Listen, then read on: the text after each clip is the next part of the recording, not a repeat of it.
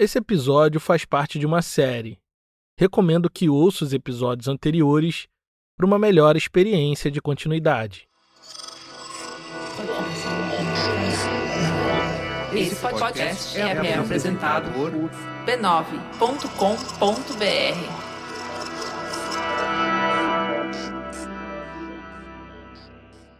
O governador de Pernambuco já não sabia mais o que fazer.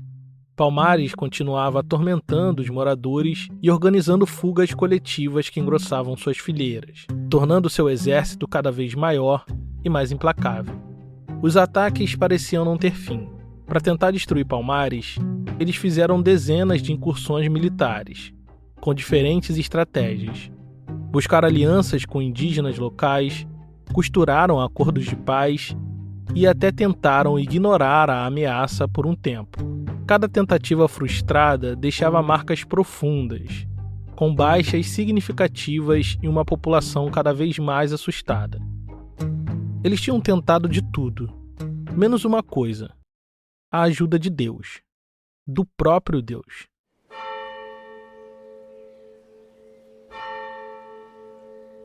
No início de 1691, o rei de Portugal ficou sabendo a respeito de um jesuíta italiano, um tal de Antônio Bonucci, que em missão no Brasil dizia ter um plano para submeter os negros rebeldes às ordens da coroa.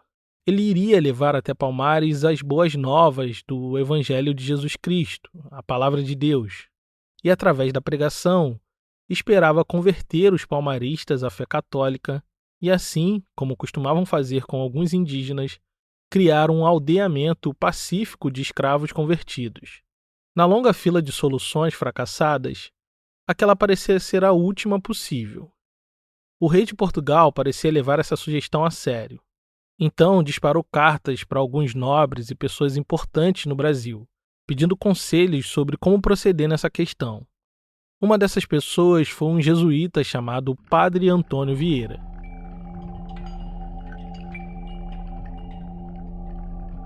Ele tinha 83 anos quando recebeu uma carta direta do secretário do rei. As linhas apressadas explicavam em detalhes o plano de catequizar os palmaristas e cessar aquela guerra centenária. Àquela altura da vida, Antônio Vieira, além de jesuíta, já tinha sido diplomata, professor e supervisor da missão jesuítica no Maranhão. Tinha larga experiência na catequização de indígenas e uma sólida defesa teológica da escravidão negra nas Américas.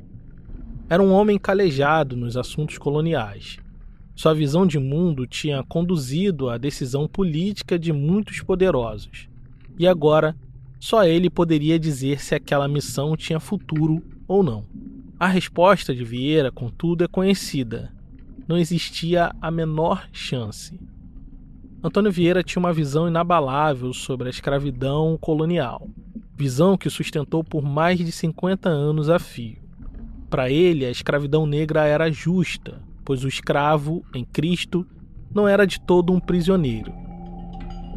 Se ele se convertesse a Jesus, sua alma seria livre, o que para ele era o mais importante, mas não parava por aí. Para Vieira, um escravo católico deveria, por obrigação divina, servir ao seu dono com alegria. E todos aqueles que se rebelavam e fugiam da escravidão eram um pecador, um traidor da fé que jamais teria sua alma livre. Foi sustentado nessa visão teológica que Antônio Vieira deu seu parecer sobre a tal missão de conversão de Palmares.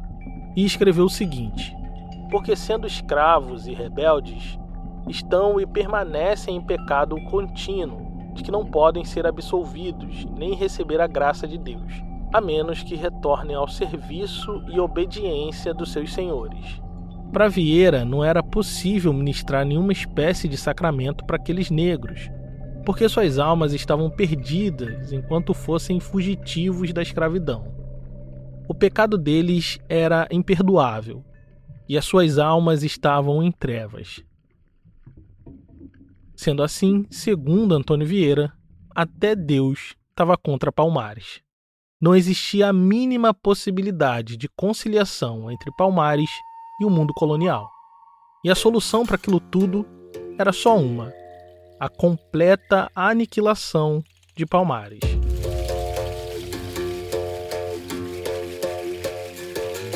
Meu nome é Thiago André e esse aqui é o História Preta. Você tá ouvindo Palmares. Episódio 5. O Barriga Acabou. Em uma coisa, Zumbi e Padre Antônio Vieira concordavam. Não existia conciliação possível entre Palmares e o mundo colonial. Os palmaristas passaram os últimos anos promovendo ataques, saques e fugas das fazendas em Seriaém, Porto Calvo e Penedo. O terror se espalhou pelo sul da capitania de Pernambuco, deixando os proprietários locais desesperados. Já tinham se passado pouco mais de 10 anos desde o acordo com Ganazumba, e agora, sob a liderança de Zumbi, Palmares era grande e forte outra vez. Sua capital, no Outeiro da Barriga, parecia uma fortaleza intransponível. E agora, como antes, Palmares estava espalhada através de muitos outros mucambos, que se estendia por uma vasta porção territorial. Eles tinham sobrevivido ao seu momento mais duro e saíram fortalecidos daquela guerra contra o sertanista Fernão Carrilho. No fim da década de 1680, senhores e governantes estavam sentindo medo do futuro que se desenhava. Quase 10 anos antes, a situação de Pernambuco já era difícil e não existia consenso a respeito da melhor maneira de acabar com Palmares. Mas agora, diante da ameaça cada vez mais crescente, todos pareciam concordar que uma guerra cruel era a melhor solução. E naquele momento, só uma pessoa poderia oferecer esse serviço. Um bandeirante paulista conhecido por sua crueldade e eficiência. Seu nome era Domingos Jorge Velho.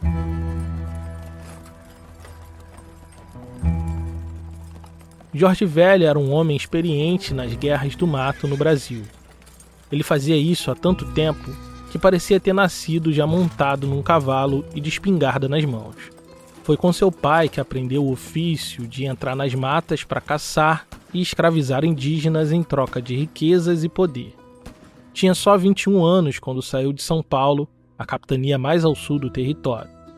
Guiados pelo desejo de acumular riquezas, terras e escravos, fossem eles negros ou indígenas, Jorge Velho e seu grupo subiram o mapa do Brasil em direção ao Nordeste, deixando atrás de si um rastro de terror e morte. Jorge Velho era mais do que um simples homem. Ele era uma encarnação da brutalidade e do domínio. Sua presença evocava medo e respeito em igual medida, e suas habilidades em subjugar nações indígenas o tornaram uma lenda viva da violência. Venceu e conquistou comunidades tabajaras e nações hoje extintas conhecidas como Ourases e Copinharens. De dentro dessas nações indígenas derrotadas, ele recrutou os homens que fariam parte do seu exército particular. Esse era o seu trabalho. Fez isso por 20 ou 25 anos, acumulando grandes porções de terras e um exército particular de mais de 2.000 homens, formado por mestiços e indígenas. Na visão dos grandes proprietários do Nordeste, isso era um feito e tanto para um mero paulista.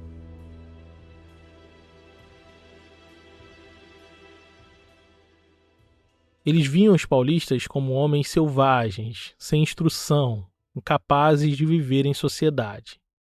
Enquanto o Nordeste movimentava uma economia complexa e abrigava as melhores mentes vindas da metrópole, São Paulo era a personificação do atraso civilizatório. Esse pensamento a gente vê expresso em uma carta onde o bispo de Pernambuco, Francisco de Lima, descreve o seu encontro com Domingos Jorge Velho. Esse homem é um dos maiores selvagens com que tenho topado. Quando se encontrou comigo, trouxe consigo um intérprete, porque não sabe falar nem o português, nem se diferencia do mais bárbaro tapuia. Anda metido pelos matos à caça de índios e de índias, estas para os exercícios das suas torpezas e aqueles para os gracejos dos seus interesses. São gente bárbara vivendo do que rouba. Os paulistas são piores do que os negros dos Palmares. A própria figura do Domingos Jorge Velho tem uma parte da historiografia que tende a dizer que ele era um homem ignorante, que só falava tupi, que tinha várias concubinas. Essa é Silvia Lara, doutora em História, professora na Unicamp e autora do livro Palmares e Cucaú. Essas informações aparecem num documento do bispo de Pernambuco que está brigando com o Domingos Jorge Velho. A documentação vai revelando um cara inteligentíssimo. Ele negocia cláusula por cláusula do contrato, reivindicando terras, reivindicando escravos, tornar escravos os prisioneiros de guerra que ele havia feito ao guerrear e postos militares para ele e para os seus soldados, né? Brancos, evidentemente. Embora iletrado, Domingos Jorge Velho compreendia muito bem a gramática do poder. Por isso, quando o desespero bateu à porta dos governantes de Pernambuco, ele mesmo se antecipou oferecendo seus serviços. É que os bandeirantes e sertanistas estavam proibidos de capturar e escravizar indígenas como faziam há anos. Restava para eles a empreitada de tentar combater mucambos e quilombos e tirar dali os seus próprios escravos.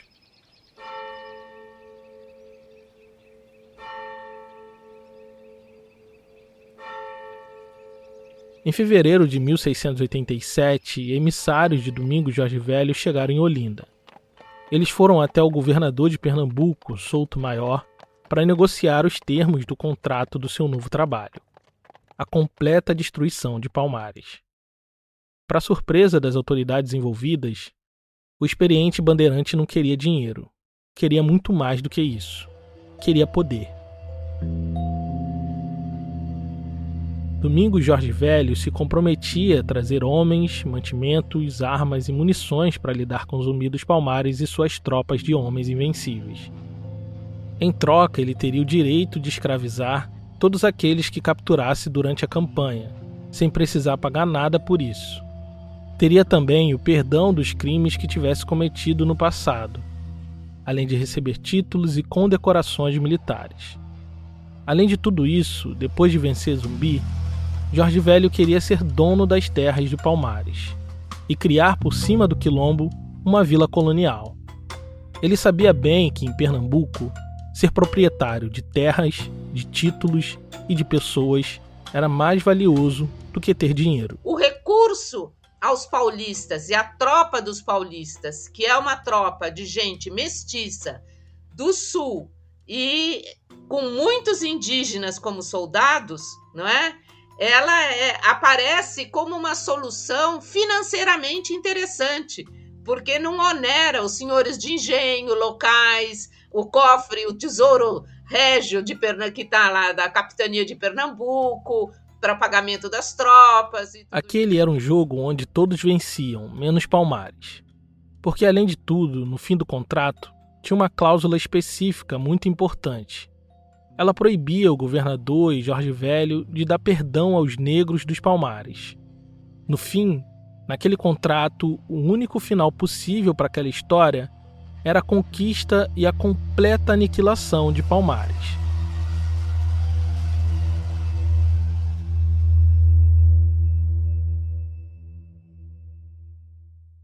Assinado o contrato, Domingos Jorge Velho põe seu exército em marcha, saindo do Piauí em direção a Palmares. Mas, quando ele vem para Palmares, há uma guerra contra os indígenas que haviam se rebelado ao norte de Pernambuco, no Rio Grande, os Janduís e vários outros, Cariris e tal, e o Domingos Jorge Velho é deslocado para ir guerrear, e outros paulistas também para ir guerrear contra esses indígenas. Depois da morte de um dos filhos de uma liderança indígena, uma antiga guerra explodiu no norte de Pernambuco. Tropas da Paraíba e de Pernambuco foram chamadas, mas a rebelião indígena se alastrou e ficou fora de controle. Além de ataques aos moradores, os indígenas janduís dizimaram várias cabeças de gado, causando um enorme prejuízo na economia local. Nesse momento, as atenções se voltaram para o Rio Grande, o epicentro dos conflitos, e as autoridades coloniais temiam que pudesse haver uma aliança entre diferentes nações indígenas. Foi aí que o governador-geral do Estado do Brasil ordenou pessoalmente que Domingos Jorge Velho atacasse com força total aquelas comunidades indígenas e, como pagamento, ele poderia escravizar todos aqueles que fizesse prisioneiro. A gente tem a ideia de que a escravidão indígena parou assim que começaram a ter africanos, não, né? Ele tem, e tem debate sobre isso. Se pode escravizar ou não, se o Domingos Jorge Velho, quem ele está usando como escravo, pode ser ou não ser escravo. Se era legítimo ele escravizar aquelas pessoas ou não. Nesse caso em específico, o governador-geral decidiu que se tratava daquilo que na época eles chamavam de guerra justa, ou seja, era combate contra indígenas rebelados, que ofereciam resistência e por isso estavam passíveis de escravidão. Enquanto as atenções se voltavam para a rebelião indígena, Palmares crescia e deixava a população local cada vez mais amedrontada. Aproveitando esse vácuo de conflitos, Zumbi faria Palmares se desenvolver e expandir o seu território ainda mais. Sobre isso, a gente vai ouvir assim que voltar. Um podcast como História Preta só é possível existir graças à contribuição de nossos apoiadores. O meu objetivo aqui é resgatar histórias esquecidas e apresentar para o máximo de pessoas possível. Pesquisar, produzir e publicar todo esse conteúdo de graça nas plataformas de áudio faz parte do nosso compromisso com a democratização de um conhecimento muitas vezes restrito ao ambiente acadêmico. Se você acha esse podcast importante e quer que ele continue no ar com cada vez mais episódios, considere nos apoiar em apoia.se/História Preta ou, se preferir, em orelo.cc/História Preta. Nos apoiando a partir de R$10 você recebe uma newsletter aprofundando esse episódio, podcasts exclusivos, acesso ao grupo secreto e desconto na nossa loja. Então acesse apoia.se/História Preta ou orelo.cc/História Preta e contribua para que esse conteúdo chegue cada vez mais longe.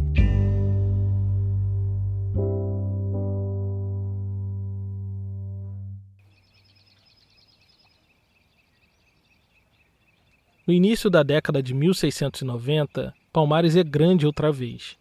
Foi preciso um pouco mais de 10 anos para que pudesse se reconstruir depois do fatídico ataque de Fernão Carrilho. Mas agora era grande outra vez. Desde a fuga de Zumbi para o mais oculto dos matos, o conjunto de mocambos que compunham Palmares havia se deslocado para outras regiões. No Outeiro da Barriga, eles recriaram a antiga capital, o Mocambo de Macacos, que renasceu como uma fortaleza de cercas e paliçadas intransponíveis. Lá dentro emergiu uma população maior e diversa. A cidadela tinha muitas casas, arruamentos, roçados de diferentes frutos e legumes que serviam para a subsistência da população e também para o comércio nos povoados próximos. Além disso, a capital de Palmares tinha muitas oficinas de metalurgia. Muitas mesmo, pois era dali que saíam as armas que abasteciam as guerras de Palmares contra os senhores de engenho. Domingos Jorge Velho estava ocupado na repressão à rebelião indígena no norte da capitania. Enquanto isso, Palmares não parava de crescer. E conforme Palmares crescia em população e extensão territorial, maior se tornava a esperança dos escravizados que sonhavam com a liberdade dos seus corpos. Cada vez mais se ouvia falar em fuga de escravizados. Fosse individual ou coletiva, as fugas tinham um destino certo: Palmares. Em 1689, um negro conhecido como Miguel Cacunda liderou uma fuga coletiva e agora era perseguido por uma tropa militar. Seu destino era Palmares. Um outro chamado Gola Janga tramou a fuga a partir dos engenhos de Siriaém. Foi preso no caminho e o seu destino era Palmares. Palmares, Palmares. Em cada senzala, em cada engenho, em cada roçado, o que se ouvia era Palmares. Nos palácios, fazendas e casas grandes, o que se ouvia era Palmares. Em cada canto daquelas terras, o que mais se ouvia era Palmares. Entre 1689 e 1690, uma pequena expedição sob as ordens de proprietários das vilas de Serinhaém, Una e Porto Calvo saiu em direção a Palmares. Mas antes que pudessem chegar até lá, foram atacados por tropas palmaristas. Pequenas tropas coloniais não tinham a menor chance. Os palmaristas usavam armas silenciosas, lanças, arcos e flechas. Caminhavam com pouca roupa, praticamente invisíveis dentro da mata densa. Enquanto seus inimigos carregavam armamentos pesados, mantimentos e vestimentas que dificultavam a mobilidade na mata, os palmaristas moviam-se como sombras, silenciosos e letais. Os combates eram desiguais e o elemento surpresa estava sempre ao lado dos palmaristas. As fugas cada vez mais comuns engrossavam as fileiras palmaristas e o exército comandado por Zumbi só ia aumentando a cada ano. Palmares então se tornou motivo de insônia para muita gente poderosa em Pernambuco, e alguns moradores e proprietários, por conta própria, decidiram negociar uma melhor convivência. Aos poucos, Palmares estava se tornando imbatível.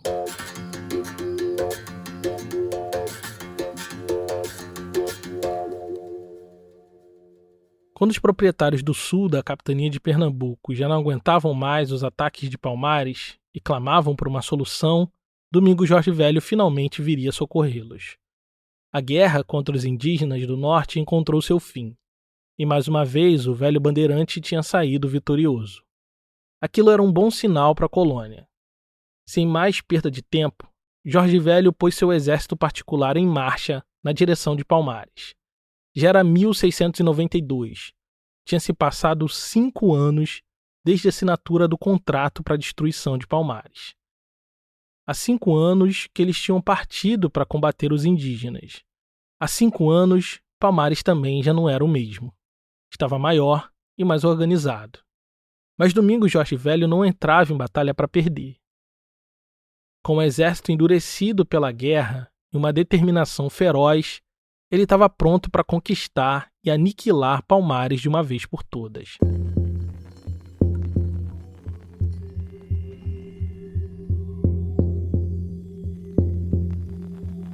Domingos Jorge Velho recebeu mantimentos, munições e muitos armamentos.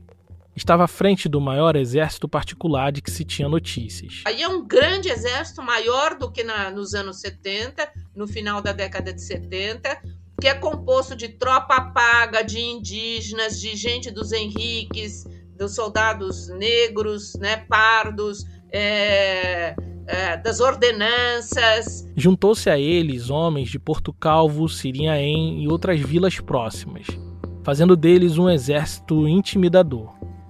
Jorge Velho acumulava sobre seus ombros inúmeras vitórias sobre povos indígenas e quilombolas de toda parte. Estava confiante no cumprimento da sua missão. Assim como seus antecessores, rezou uma missa e pediu a bênção dos céus. Como o padre Antônio Vieira havia garantido, até Deus estava contra Palmares. E Jorge Velho estava confiante de que estava destinado à vitória. Então, sem perder tempo, pôs suas tropas em marcha e encontrou à sua frente o primeiro desafio, a Serra da Barriga, a defesa natural de Palmares. A subida íngreme e a mata densa dificultava a locomoção das tropas. As roupas e armas pesadas deixavam os passos lentos. Mas aquilo não era problema. Tinham vivido coisas piores. E o final era sempre o mesmo: vitória. O objetivo dele era chegar no Mucambo de Macacos, capital de Palmares. Depois de alguns dias caminhando, eles avistaram uma enorme cerca, as famosas paliçadas que serviam de muralha de proteção aos quilombos. Era hora de atacar. Mas antes que pudesse se dar conta, foram atingidos por uma tropa palmarista. Aquilo era uma armadilha. A cerca, na verdade, era uma trincheira, uma espécie de posto avançado que ficava bem distante da capital e servia para interceptar os inimigos se aproximando. 60 homens de Jorge Velho avançaram na direção da cerca, mas foram atingidos antes mesmo de conseguir chegar nelas.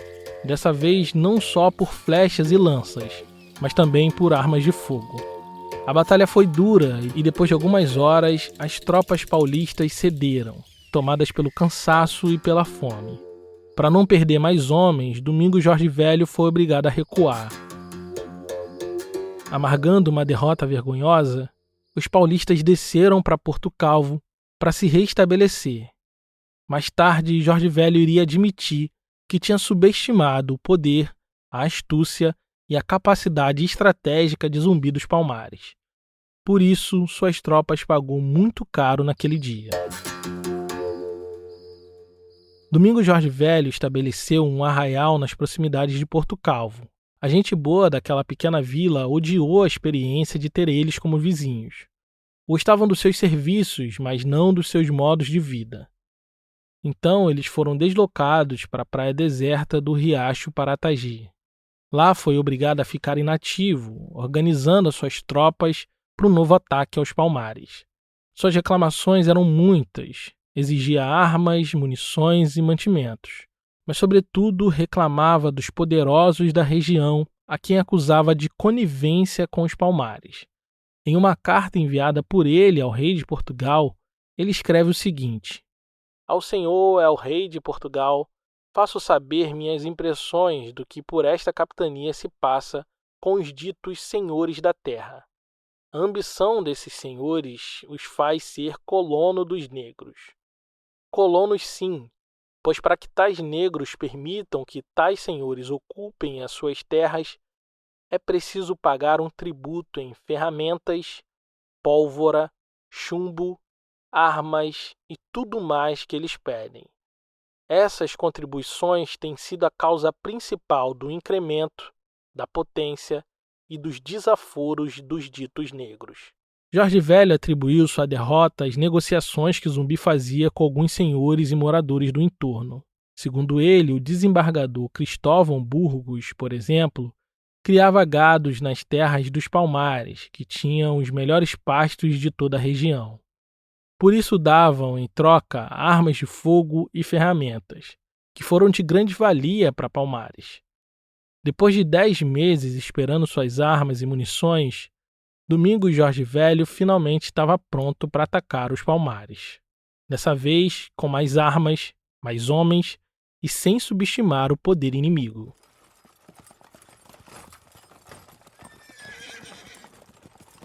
Eles partiram com sede de vingança em direção àquela cerca que tinham amargado uma terrível derrota. Mas ao chegar lá, perceberam que aquela trincheira já estava abandonada. Então, continuaram sua marcha dolorosa em direção ao mucambo de macacos, no topo do alteiro da barriga. Quando chegaram, tiveram uma surpresa. Estavam diante da maior fortificação quilombola que já tinham visto na vida. No cume do alteiro do Barriga se erguia imponente a capital da maior e mais duradoura comunidade quilombola das Américas. As cercas que protegiam o mucambo de macacos se pareciam muralhas de tão altas e fortes. Eram cercas triplas feitas de madeiras pontiagudas e grossas, enfileiradas verticalmente no entorno do mucambo, as chamadas paliçadas. Sobre elas havia postos de sentinela como se fossem guaritas, com guardas que avistavam inimigos vindo ao longe e atacavam de cima para baixo. Além disso, antes de chegar nas paliçadas, tinha um fosso lotado de armadilhas, feitas com estacas de madeira e ferro, prontas para empalar um inimigo desavisado. Assim que chegaram às portas de macacos, eles ouviram tambores de guerra. Lá dentro, ouviram os gritos dos guerreiros e guerreiras que estavam prestes a enfrentar. Protegidos pela fortaleza, os palmaristas atacaram com força, sem piedade. Usavam lanças, flechas, facões e também armas de fogo, de modo que os homens de Jorge Velho não podiam se aproximar. Aos poucos, um a um, os paulistas foram tombando mortos pelo chão. O velho bandeirante sabia que suas tropas de mal alimentados e mal armados jamais poderiam assaltar a cidade forte edificada pelos negros do Palmar. Daquele jeito, jamais poderiam derrotar o deus da guerra chamado Zumbi. Então, mais uma vez, ele precisou recuar.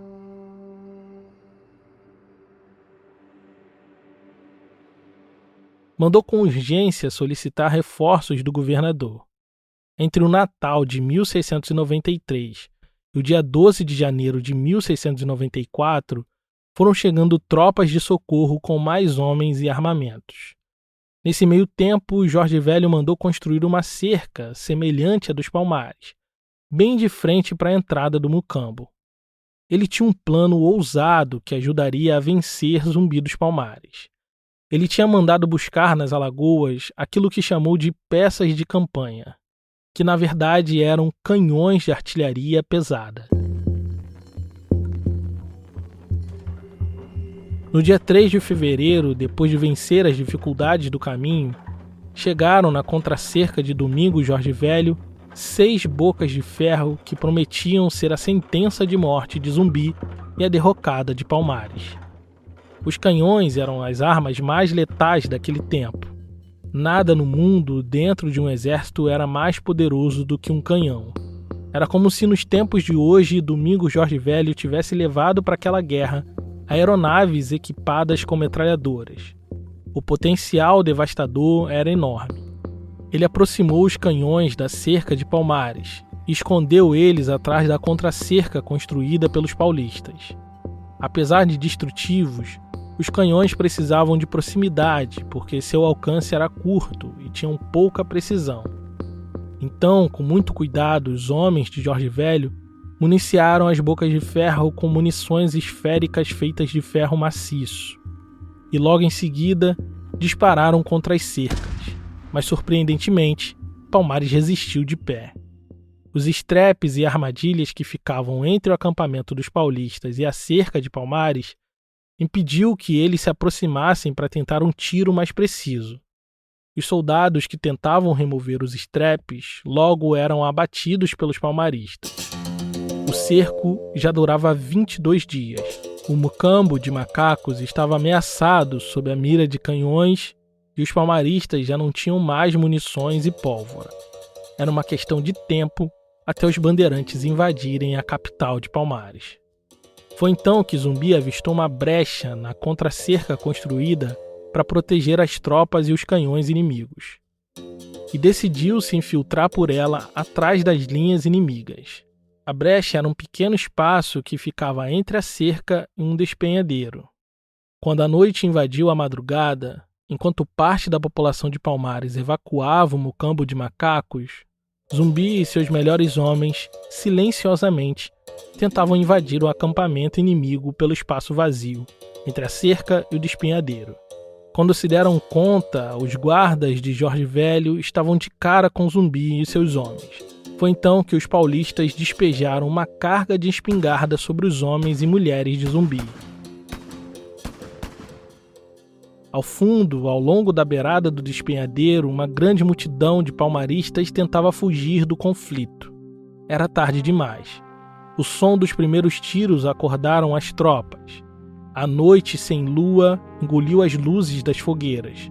Num breu terrível, palmaristas e paulistas entraram em luta corporal na beira do precipício, e cerca de 200 negros rolaram direto para o abismo. Antes que pudessem se dar conta, receberam outra carga de espingardas vindas de todos os lados. As tropas bandeirantes, agora acordadas, perseguiram os negros que fugiam.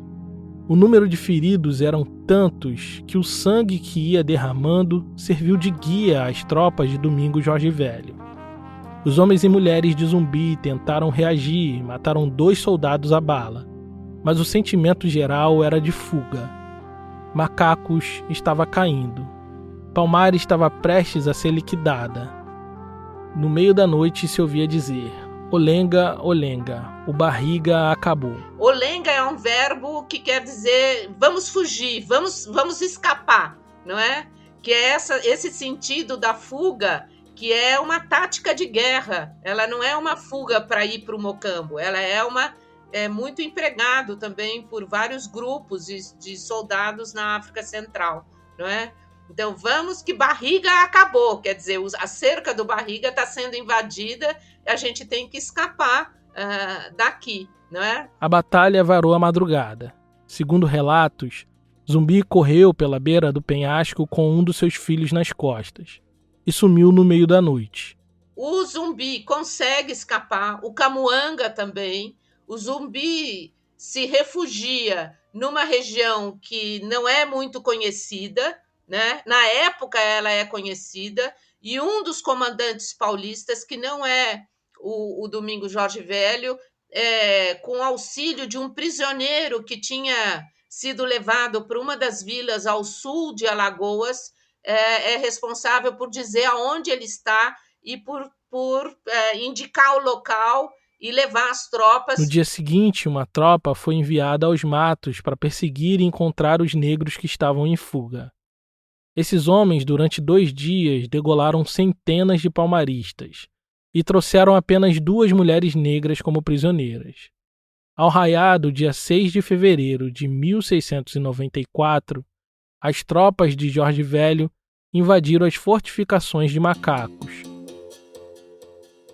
capturando parte da população não combatente que não conseguiu fugir. A capital de Palmares suportou um cerco de 22 dias, mas no fim não resistiu. O Barriga acabou. Depois de um pouco mais de uma década, Zumbi e os palmaristas tinham erguido Palmares das cinzas. E agora, tudo estava destruído outra vez. Mas aquela não era a primeira vez que tinham declarado o fim de Palmares. E todas as outras vezes, Palmares resistiu e floresceu. Era só uma questão de tempo para renascer outra vez. No mais oculto dos matos, mais uma vez, Zumbi se viu em pedaços. Fragilizado, ferido e encurralado, ele tinha que encontrar forças para manter Palmares viva. Ele já tinha visto essa história acontecer com Ganazumba, seu tio, mas com ele, o fim dessa história seria outro.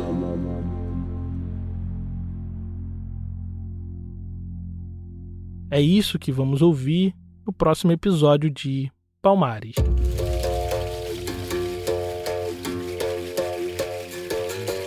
Esse episódio só foi possível graças à contribuição generosa de nossos apoiadores. Se você gosta do nosso trabalho, considere nos apoiar em apoia.se/História Preta. Caso queira fazer um apoio pontual, nossa chave Pix é historiapreta@gmail.com. Esse episódio foi escrito e pesquisado por mim, Thiago André. Teve edição de som de Caio Santos, da Griot Podcasts, e a identidade visual de Raimundo Brito, do Estúdio Duna. A gerência da comunidade é da Carolina Ferreira. A bibliografia que dá base para esse episódio está aqui na descrição. Obrigado por ouvir e até o próximo episódio.